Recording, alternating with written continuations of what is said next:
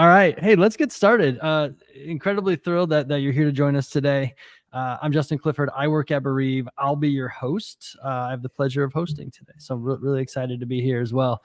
Loss Leaders is a program centered around how companies could, and frankly, we think should step up when loss occurs in the lives of their employees. And the reason that we're doing these programs is because Bereave is on a mission to help companies provide the absolute best possible bereavement response when their employees do suffer a loss. And in our pursuit, we get to meet incredible people that bring so much education to businesses, business leaders that are really working to build a more compassionate and empathetic workplace. So instead of hogging them all to ourselves and learning from them and being selfish about it, we want to share them with you because there's a lot to learn from some very talented people. Our chat is open, as you see, and we'll monitor for questions. We're going to go to about 45 past the hour or so, and we'll have the recording out by the end of the week. And lastly, a quick reminder that this program is SHRM PDC approved, and we'll provide the code at the end and in our follow-up with the recording if you're looking for it. Now, you're here for Liesel Mertes. Liesel is the founder of Handle with Care Consulting, and really, in my experience, is probably the preeminent voice on empathy in the workplace. Her superpower is storytelling, and that's followed really closely by helping her audience make things happen with very tactical takeaways that can be implemented pretty much immediately after her workshops in both personal and professional lives. These things that Liesel will share today and shares as her profession are applicable. She's open, she's warm, she's real, and really is helping to make our world a more compassionate and understanding place with every workshop, every keynote, every training, every LinkedIn post that she makes. Really has an impact, and you can see that just through the videos on her website. You can see that through the LinkedIn posts and the comments that people make. But Liesel, welcome to Loss Leaders. Thank you. I'm so glad to be joining you, Justin, and company in the chat. So hey, let's get something out of the way right away. Very what appears to be a simply worded question. Probably not a simple answer, but what is empathy? I am going to answer that, but also as we begin, I'm going to invite in the chat, because it'll be way more interesting if this is interactive throughout. What are some of the working definitions that you have of empathy? Because there's a lot of noise out there. There's people who really talk about the difference between empathy and compassion and why it matters. But I have found that one of the most helpful definitions of empathy, just as it is experienced in the world, I encountered from Dr. Brené Brown. And she talked about how empathy is not about connecting with an experience, but is about connecting with the emotions that are underneath the experience, which makes it a lot more accessible, I feel, for many people, because there are so many things in the world that really can distance us from one another. I have no idea what it is like to have a spouse or a partner die. I don't know what to do. I don't know what to say. Instead of imagining what are some of the things that someone who has had a partner die might be feeling, because we have a lot more emotional literacy and identification if we think about those things. They might be feeling sad, overwhelmed, angry. And when we connect that way, it makes it a lot more understandable. Also, it's worth noting that empathy, different than something like compassion, empathy actually doesn't only have to be applied with disruptive life events. Michael Ventura, he wrote this great book on applied empathy, and it was really talking about empathy for sales and for marketing. That was his perspective of coming at that. Like, it's actually a finely honed skill that we deploy in other areas of our business to get customers to want to stay, to get them to want to love our products. And thinking about taking that same level of attunement and bringing it into this conversation around loss is helpful to consider. Yeah, that's amazing. I loved how you talked about making empathy accessible, right? we don't think really about making a well, I was going to say a feeling or or a characteristic, but you have taught me that it is a skill. Mm. But making it accessible is very and a very inviting feeling for something that contains the weight that the word empathy does, at least with me. Could I add one Yeah, thing to that? please. Not to interrupt the flow, but Yeah. I wanna note that we've all experienced, though, what you're talking about, right, Mhm. Justin? The feeling of Mm. like, well, I don't know, I meet some people who they seem naturally really good at it, like, Mhm. even when they were kids, and what we have we'll probably talk a little bit later on. I like introducing people to what they have in their empathy toolkit right now, and it's true, like, we come to this moment with it preloaded based on Mm. personality, household of origin, like, just what people said to you growing up, so we do all come to moments with a different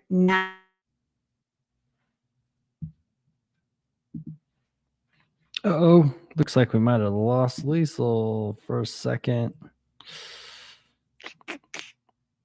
Well, let's just hope that she pops back in here pretty quickly, because you're not here to listen to me talk about empathy at all. Uh, Empathy for me is number, I think 31 out of 34 strengths in Strengths Finder. I am the opposite of the preeminent voice here on empathy. There you go, Liesel. You're back. I'm All back. good. Good. Um, Sorry for those in the chat who are no, also having technical difficulties. It'll just yeah. build up the anticipation, I guess. That's right. Let's make it extra exciting, right? Yeah, lo-fi beats, Max. Good call. I need to hit That's that right. real quick. So can you talk a little bit about why empathy has become so important to you that you've decided to dedicate your life to it?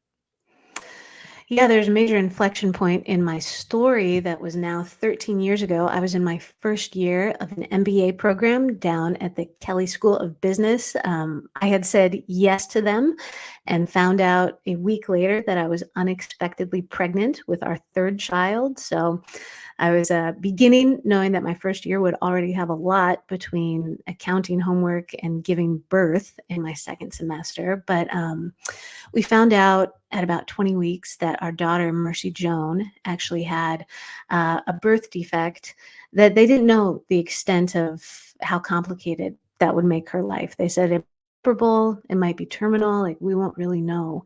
And in the Oh no. Well, the uh the internet gods are being unkind to us today, it appears. And this is interesting because I've talked to Liesel several times in this exact same spot. Really sorry here. I'm gonna hit the Max. I should hit the lo-fi beats right now, huh? Right? I'll do that. Um, this would be a good idea to have a backup plan, right? That I don't really have. So hopefully that we can get her, yeah, empathy for the Wi-Fi issues. Oh, thanks, Sunny. That's super helpful. Um, yeah, thanks, Jeff. Yeah, there's a lot going on here today. But Lisa will get back in here, I'm sure, hopefully. And maybe we can set her up with phone. In the meantime, one of the things that I think is super important, and we would send it in the follow-up. But if you are interested in Liesel, oh, there she is. Good. Well, we'll cover that in a minute too. That's all right. Liesel, Okay, let's talk about Mercy Joan. yeah, let's go like this. I'm gonna stop my camera for a second just in case Okay, that is making things harder. cool. I'll try and come back. Um, Thanks for your patience. So, Mercy Joan was our daughter. She died after just 8 days of life. So many things in my story, but it was also this point of really, I oftentimes am and experience myself as a high achiever in so many areas of life. And it was this realization that, like, I was not okay. I was not just ready to bounce back.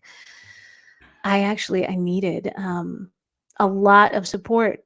I didn't just need 3 days off and then getting right back into group projects and deliverables. it was also a realization that as I was encountering people who wanted to be helpful, that there was this major discrepancy. Like some people were fantastic. Some people really had nothing to offer. I can still just see the people who they literally just walked away. They didn't know what to say. And as I realized that my experience is entirely my own, but it's also this like global experience of anyone who's lived long enough will have some level of disruption, whether that's loss of job, issues around bringing a child into the home, confronting death or their own illness. And we were not talking, this was an entire program that was devoted to minting excellent managers. And we weren't talking about over the course of a 2-year period how we do that, how we manage people through their disruption or our own. And I saw a tremendous opportunity in that, both the human imperative, but also the business need. And that was the seed of what has become this work. And I know that even as I share that every time, I am not the only one who has experienced what I would term disruptive life events. We will try with the video again. Maybe some of you in the chat, if you feel comfortable sharing, just considering what disruptive life events you've seen on your teams or in your own life over the last couple of years. I find that it's powerful also to share and be willing to. So feel free to resonate or to share in the chat as well. But that is at the heart of what began Handle with Care. Yeah, that's amazing. Thank you for sharing that. And I mentioned it a little bit earlier, and I want to come back to those people that you mentioned that you can picture walking away because they didn't know what to do. I want to come back to that because we're going to get pretty tactical on that.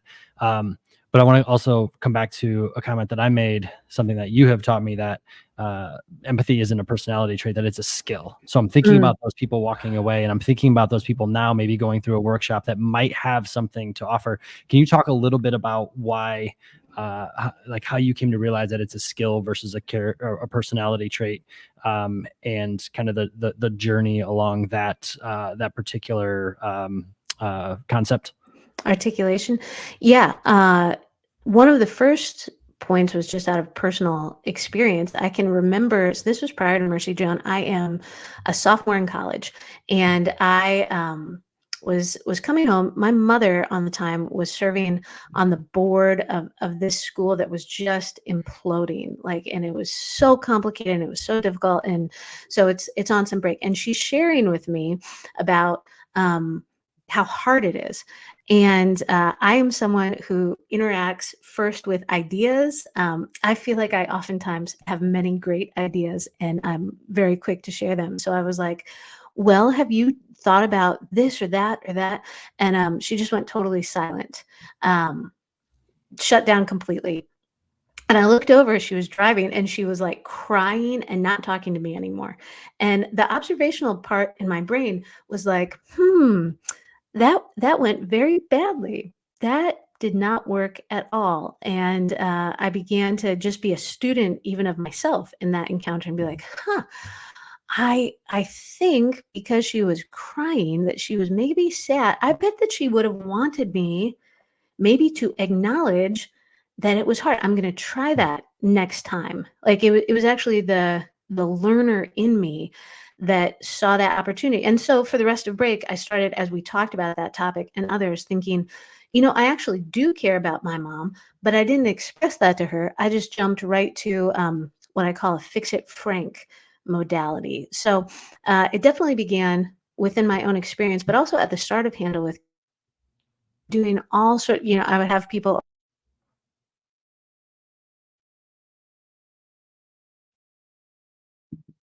I think we gambled with the video again. So when Liesel comes back, we'll go off video. In the meantime, Lisa, thanks for sharing what you shared, and Jeff, you too, and companies that we talk to a lot, and we'll stay on that topic for a second. Companies that we talk to tend to think small companies, I should say, typically under 100, tend to lean into this concept that maybe that loss won't impact them because they are too small, that they don't deal with it on a regular basis. And in reality, to Jeff's point, it will touch us in some form, and being able to show up for those people in those moments requires preparation, which is a big part of what Liesel does, is help managers prepare. And that preparation, it can take a lot of forms. But I will say, and some of you may have talked or heard us talk to Ashley Hurd recently from Manager Method, who helps managers with foundational manager skills. She talks about empathy. Managers aren't prepared for a lot of things. Most managers don't get any training, let alone on how to handle difficult conversations, or even things like bereavement, things like employee loss, and some of the personal things that kick in life. And Jeff shared with me this growth. Basically, these growth metrics as the company rose. It was really easy to be able to see the loss of family members along with that growth. Liesel's back, thank goodness. And yeah, let's just not worry about the camera, unfortunately, because you're very dynamic in person, and that'll be a little bit of a loss, but you've got some amazing things to say. So you'll just imagine me in my pink with my slight look of consternation, like, come on, it's all good. Wi-Fi. And I answering your question, and at the risk, I mean, the conversation might have moved on from now, but what I found again and again in talking with people, and what I see in my sessions, is that when you break this sort of thing down into skill-based activities, it's almost like bumpers in a bowling alley. Like, there are ways that we cannot fall into the gutter with others in the interpersonal dynamics. Like, you shouldn't say things like, well, at least you da da da da da. That never works. But there's also ways that are really tactical in policies and procedures and equipping. It's both a personal skill set and also an organizational one that the data continues to show that it really has an impact, and we all can and should be growing in. Yeah, actually, can you expand on that a little bit? You're talking about the data and you're talking about the impact, and we've talked before on this program specifically around some of the what people might consider squishy metrics, maybe, or squishy ideas that don't fit into a spreadsheet that a CFO or a CEO is looking at. Can you talk a little bit about some of those? The reasons that you think that you've found that the data says that, hey, there could be an impact, especially in a workplace? Yeah, I would love to talk about that. And the great news is, for anyone who is stepping into those conversations, like, I'm going to quote a couple of studies and things like that, but really even just a cursory internet look of the effect of empathy in the workplace. There are all kinds of super reputable, high data analysis groups that are publishing about the impact, be that Harvard Business Review or Forbes. There was one that just came out. It's called EY. They are a European-based group, but their 2023 numbers showed that the presence of empathetic leadership at work reduces turnover by 78% across this really wide demographic that they studied, and it boosts productivity by 85%. These numbers are super close to another survey that Business Solver did. They have been running the Empathy at Work survey for the last 8 years, and I think it was their 2022 numbers. 82% of their respondents, again, this is across industries, said that they would switch jobs for increased empathy. It was a major pain point in why people stayed or why they left. And 78%, which is really close to that 85%, so it's only on the increase over the last 2 years, said the presence or absence of empathy was tied to their productivity. And it's no wonder that the executives aren't paying attention the way they could, because the data, especially from Business Solver, even like dug deep into that. They asked executive level leaders that same prompt. Do you feel like the presence or absence of empathy really affects your employees' productivity? And only 50% of this executive level leadership that was surveyed actually made that correlation. They were, a coin toss of saying, we're not really sure. And even there's Blackstone, which is one of the biggest like headhunters, CEO placement firms out there.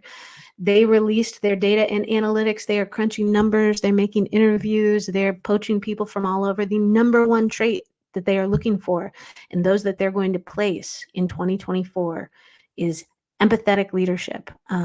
So just the tea leaves are there. The tides are turning.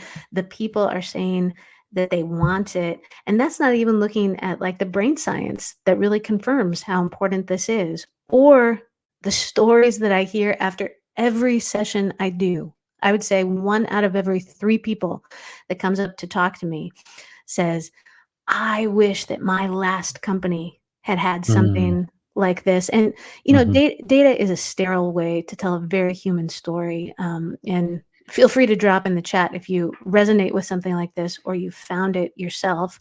I can remember a woman, she came up to me and she said, you know what? I was the top producer at my real estate firm. I delivered for them year in and year out. My numbers were flawless.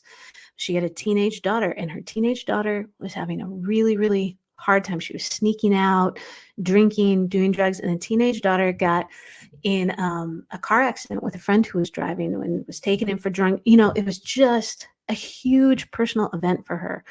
And of course, her numbers dropped off for that quarter. She was literally putting out fires at home. And she said they could do nothing but just be on my case and ride my tail as to when my numbers were going to get back up. She said, I can't believe it. That I gave them so much. And she left the company. I mean, they lost one of their top producers because they did not have the managerial skill set to do anything except push her to produce. And, they lost that institutional knowledge and that producer. Yeah. And as Jeff said, it is super common and terrible. And so Liesel, like in that example, like I think about, the skill set that they have is to be able to just kind of dig in and say, hey, when are the numbers going to get better? Drive towards those numbers. What in some of those situations have you found to be some of the biggest barriers to starting to work on creating a more empathetic workplace? It is not being championed by leadership.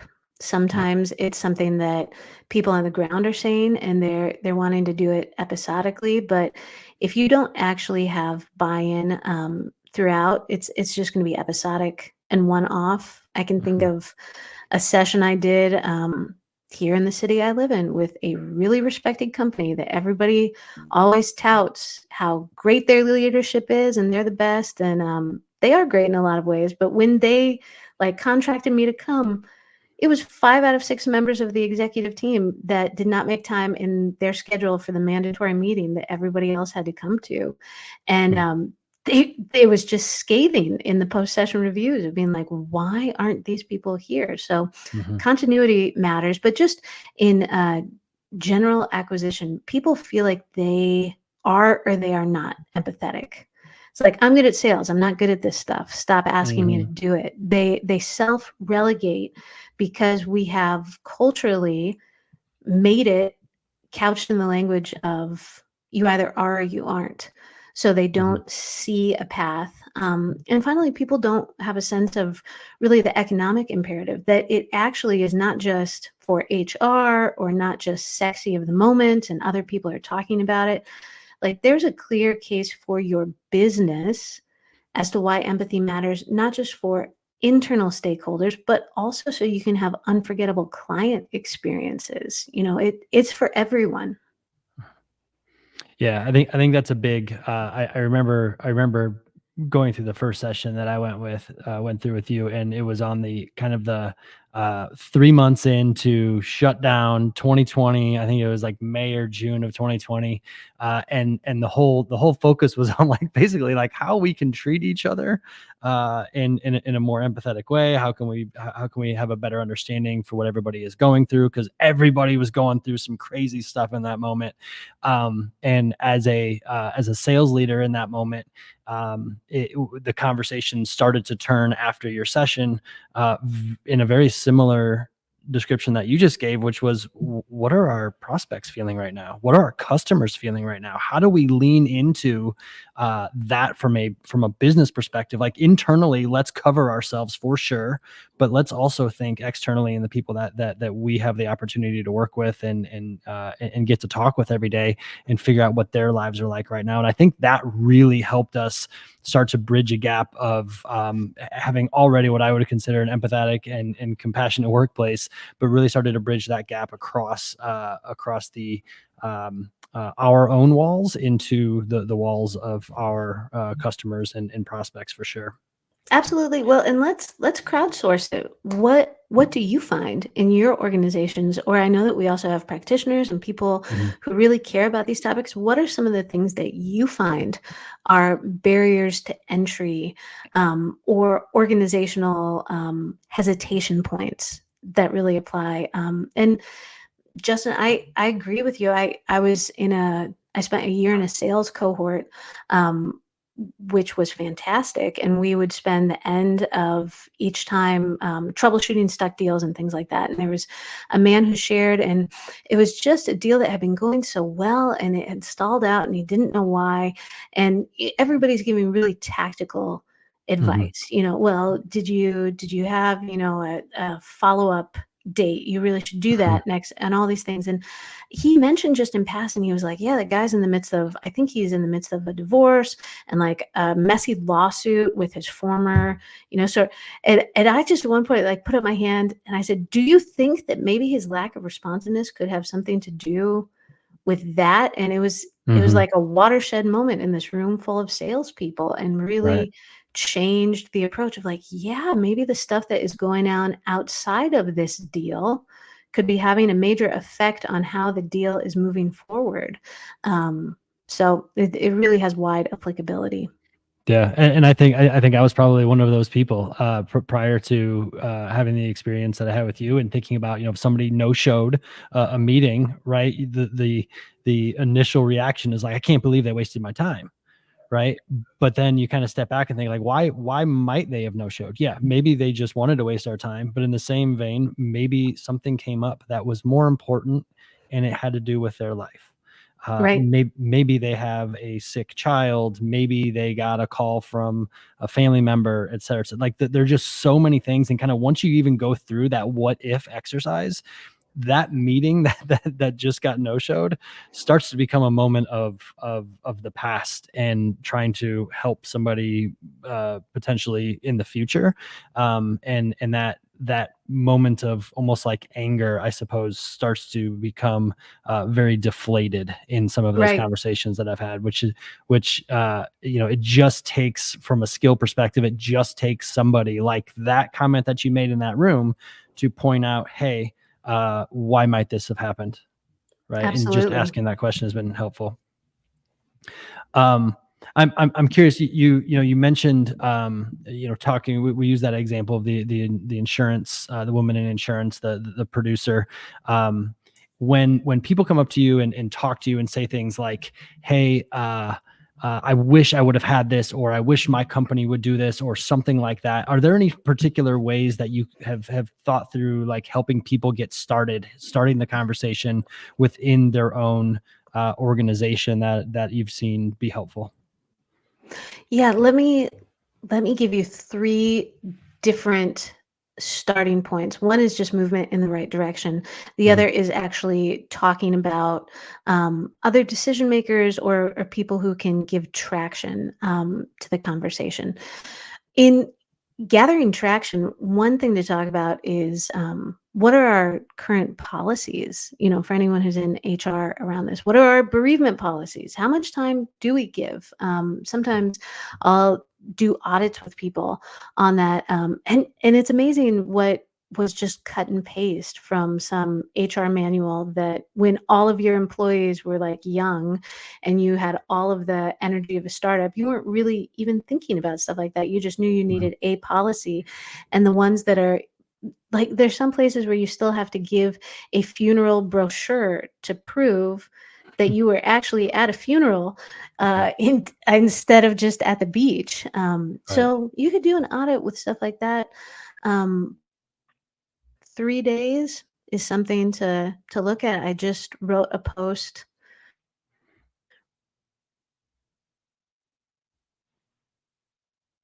Oh, we were cruising there. That's all good.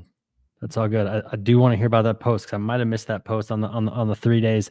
And people think a lot about specifically bereavement as time off, time away. And yeah, 3 days. If you're thinking about it, making a change, you can start with policy and saying that you need more time. However, you can also look at that policy and say, like, what else can be done? If we can't change that policy, what else can be done around that 3 days that the business can offer? What can happen upon return? There are a lot of things there that are policy driven that are harder to change, but there are a lot of actions around some of the policies that might be able to be adjusted. Absolutely. And talking about lived experience is really powerful as people are comfortable sharing their stories and what they've been through. What is a time that you have needed support at work? Did you feel like you got the support that you needed?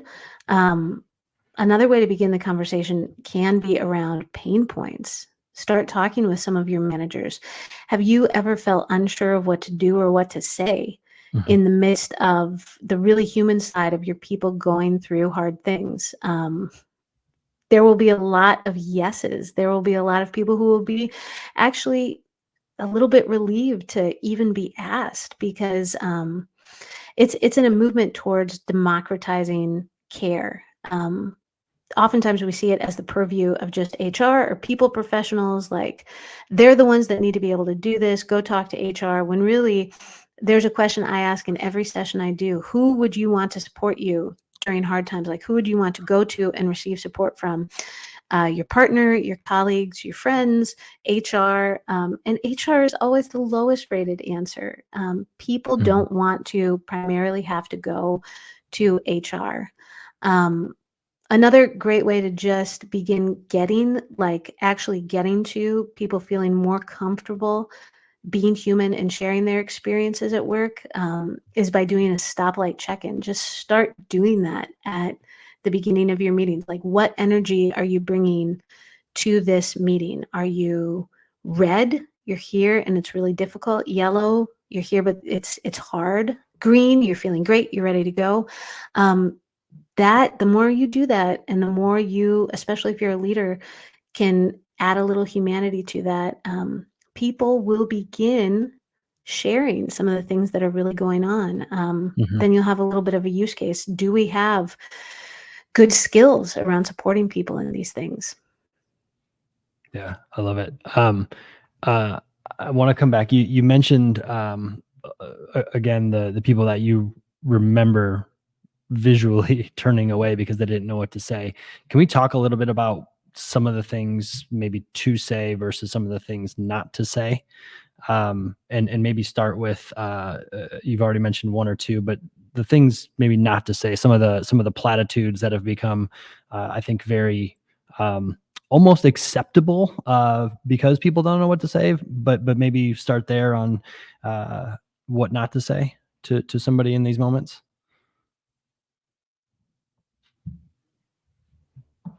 Sorry, Justin, I'm back. That's all right. All good.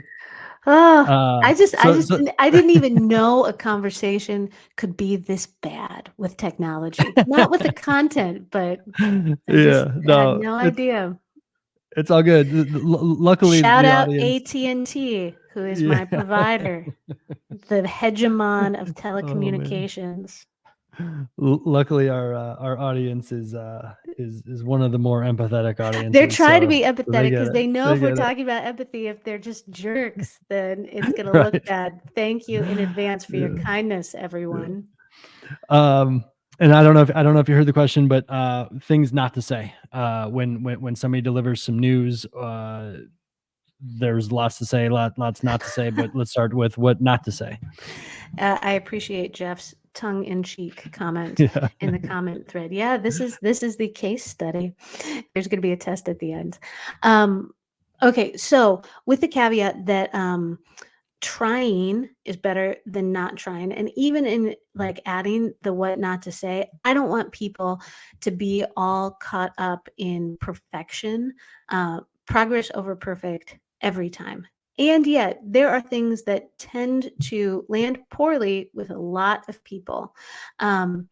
There's Well, let's start. I like explaining this through the lens of empathy avatars. There are these common types that let us see ourselves and some of our foibles without descending into like self blame and I'm the worst, because you get to externalize it a little bit. So, Silent Sam or Silent Samantha, they're the people that you don't know what to do, you don't know what to say, so you end up doing nothing.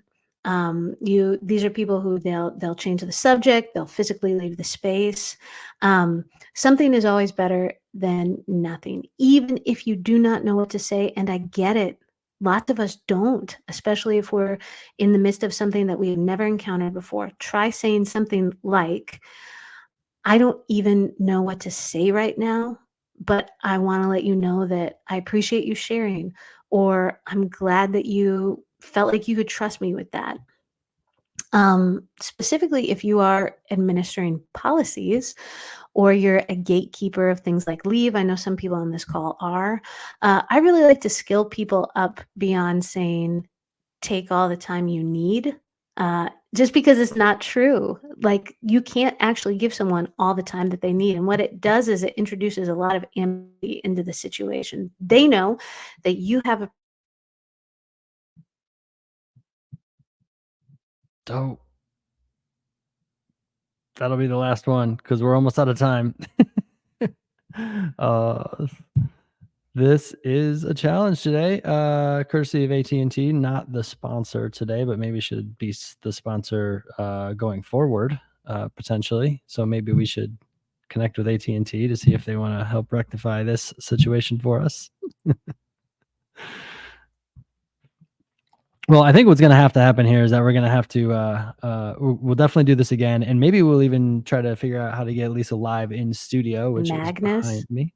There you go. There we Lisa, go. you're back. All right. Yeah. At least. Saying at least is minimizing. It's comparative. It is a classic move of the cheer up Cheryls or Charlies, which it falls under that avatar's orientation. Um, don't say it. Like, I just can't really think of any time it feels to the other person like you're just trying to get them out of their emotional moment. When our daughter died, people would say, at least you still have Ada and Magnus, our living children. Even in saying it, like, oh, yeah, you're right. I'm glad. I'm really happy all three of them didn't die. Just it forces people into a really hard, uncomfortable pivot where you're like, you're just not really listening. So those are Yeah. some of them. Yeah. Those are great. Also, have you tried? What about this? That Fix It Frank or Francine. If you're someone whose mind really goes to solutions, and a lot of people in their jobs, like, that's what we prize. We love people who get stuff done, and maybe your role is that they have a hard time switching gears. Like, oh, maybe this isn't a fix it situation. And I get it, because when I'm not being self aware, that can be me all day long. And so, just a resonance question. Hey, do you want me to troubleshoot with you right now, or would it be most helpful if I just listened? Oh, it's so helpful. Not just applicable at work. I had a man come up to me and he goes, you don't know my fiance, but she's going to love you, because this is a major pain point in our relationship. He said, she tells me I'm always trying to fix things. And so just asking, you want me to troubleshoot? or you want me to listen? And lots of times people want you to listen for just a couple of minutes and then they're ready for your helpful ideas. I will tell you, Liesel, your avatar, Fix It Frank, is very much who I connect the most with. I think I've told you that before. My wife would be quick to tell you that it is the one that probably gets in the way of our relationship, because I jump right in to do those things. And because I've had this conversation with you and have been through your workshops, Fix It Frank is in my mind when I jump into those situations. It doesn't always happen. I'm getting better. I'm working on it. But Fix It Frank comes to mind. And I need to tell myself to stop being a Fix It Frank. And I've used those exact words that you just used in personal relationships. I'm getting better also at using those in professional relationships. Yeah. But those avatars have made it very relatable for me, and have also, just like you just described, have helped very important personal relationships, arguably the Yeah. most important personal relationship. I'm glad to hear it. And, just an encouragement. If you mess up, and you will mess up, like I teach this stuff and I do not execute on the best of my intentions, based on any number of factors. Maybe I'm hungry, maybe I'm grumpy, maybe I'm distracted. Circling back, like as you keep growing in awareness of who you want to be, circling back and stating your intention is so powerful. I mean, it's the only way that meaningful growth really happens and that a culture changes. So, Justin, the next time he's in a workplace relationship and he realizes, even in the middle of it happening, oh, shoot, I'm not even listening, I'm just troubleshooting, Mm. to just pause and go, hey, you know what? I realized there was probably more to what was going on. And I just rushed right into talking and Mm. solutions. I don't want to do that. I'm really working on listening better. Do you think that we could start that again? Mm. Like that is a learning culture. Yeah. That is a learning individual. And that's how we unwind the stuff that it's just so easy to be on autopilot with. Yeah. Yeah. No, I love that. It's not too late to stop once you recognize it and start over. That's awesome. Um, Before we go, if you are listening to this and you're thinking about the avatars and you're thinking about what to say and not to say, uh, Liesel has an exciting workshop coming up on April 18th here in Indy. So if you're not here, a lot of direct flights and more being added to the Indianapolis International Airport on a regular basis, so easy to get to. Yeah, But Liesel, can come. you talk a little bit about the workshop on April 18th? It's gonna be great. I'm gonna be in person and not glitching, at all, so you'll get to hear me uninterrupted. It really is a great day of learning. It's at my most accessible price point of the year. Tickets, actually, for you, you guys get a special code because you have endured so much, Jeff. You've endured the empathy of this experience. Um, with the code Bereave, individual tickets are $209 a table. It's down by $600 to $1,900 for a table of 10. It's a really interactive and powerful day of learning and skill acquisition. We're going to be talking beyond even what we covered here. How do I cope with change fatigue at work? What are policies I can really get into and tweak? What is my aspirational avatar? Okay, I've learned what not to do. Some people come individually. Yeah, book your flight from Ontario. Some people bring their teams, and it's a really powerful time that, as much as I'm giving great content from the front as much as I can, it opens up the things that oftentimes are taboo or not talked about at work. And to be able to come out and say, well, we're both caring for parents with Alzheimer's. I'm really going to check in differently is powerful. And the food is good too. I have been to this event. I was there in the fall. Spectacular, actionable. Immediately walking out of those doors, I give it a 10 out of 10. And 10 out of 10 people that I talked to probably would recommend it. So, as Liesel mentioned, we do have a discount code. We'll send all of this in our follow up as well. Liesel, thank you so much for being here. Yes. This is such a generous thing for you to do, and very grateful for your friendship and partnership. Thank you, everyone, for your patience. Justin, I don't know if you can see it. There's also, if you prefer to do it with a QR code, I think we've got Oop, one that there we we can go. share. Yeah, just briefly. So that'll get you to the clearinghouse of all things empathy at work.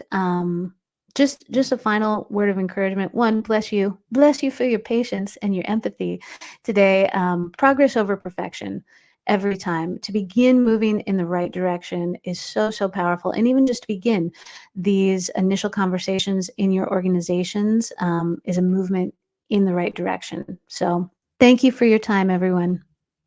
Yeah, and thank you, Liesel. We'll be back next week with Sarah Hines. She's the founder of Grief Advocacy that helps cultivate healthy relationships with grief. Same time next week, we'll send information about that again in our follow-up. But until then, if you are interested in learning more about Bereave and how we can help you support your teammates in their toughest moments, give us a shout. We will see you next week. Otherwise, talk soon. Thanks, Liesel. Thank you.